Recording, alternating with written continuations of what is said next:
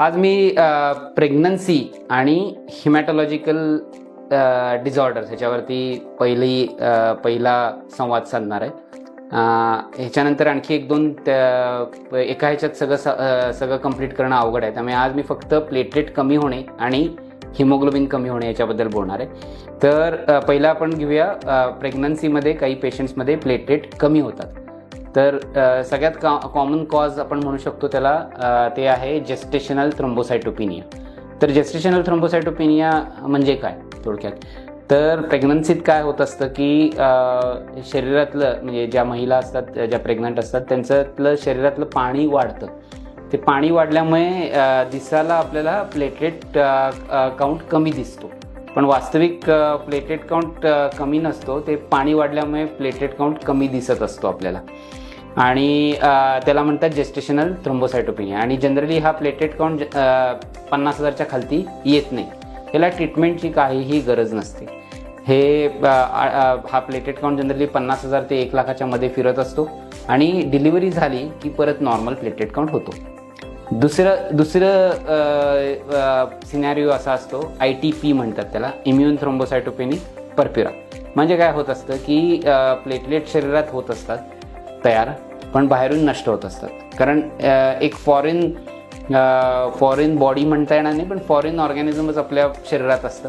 त्यामुळे ते इम्युनिटीमध्ये बरेच चेंजेस होत असतात प्रेग्नन्सीत, आणि काही ऑटोइम्युन डिझॉर्डर्स प्रेग्नन्सीमध्ये ॲक्टिवेट किंवा वाढतात असं आपण म्हणू शकतो, किंवा त्यांचं रिॲक्टिवेशन होतं किंवा रिलॅप्स होतं.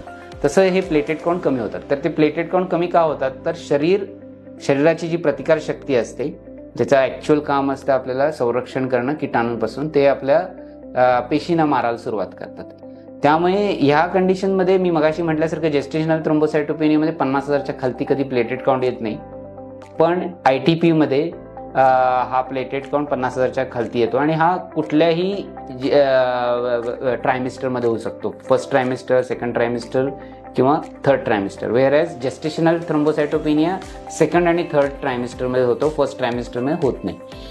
तर ITPला आपल्याला ट्रीटमेंट द्यायला लागते. समजा प्लेटलेट काउंट 30,000च्या खालती यायला लागला तर आपण पहिल्यांदा स्टिरॉइड्स देतो, आणि स्टिरॉइड्स हे सेफ असतं प्रेग्नन्सीत. इनफॅक्ट काही त्याचे बेनिफिट्स बेबीला असं मिळतात लंग मॅच्युरिटीसाठी.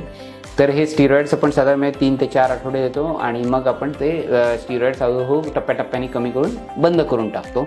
काही लोकांना स्टिरॉइड्स कमी केल्यावरती परत प्लेटलेट काउंट कमी होतात काही महिलांच्यात. तर अशा पेशंट्समध्ये आपण परत अझाथायाप्रिन नावाचं औषध ॲड करतो, जे सेफ आहे प्रेग्नन्सीत.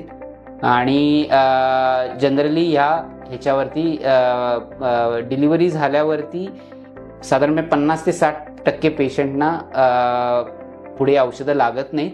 काही लोकांच्यात पुढे औषधं चालू ठेवायला लागतात, किंवा पुढच्या प्रेग्नन्सीत परत प्लेटलेट काउंट कमी होतात, किंवा रिलॅप्स ऑफ ITP होऊ शकतं. हे दोन प्रामुख्याने प्लेटलेट काउंट कमी व्हायची कारणं आहेत.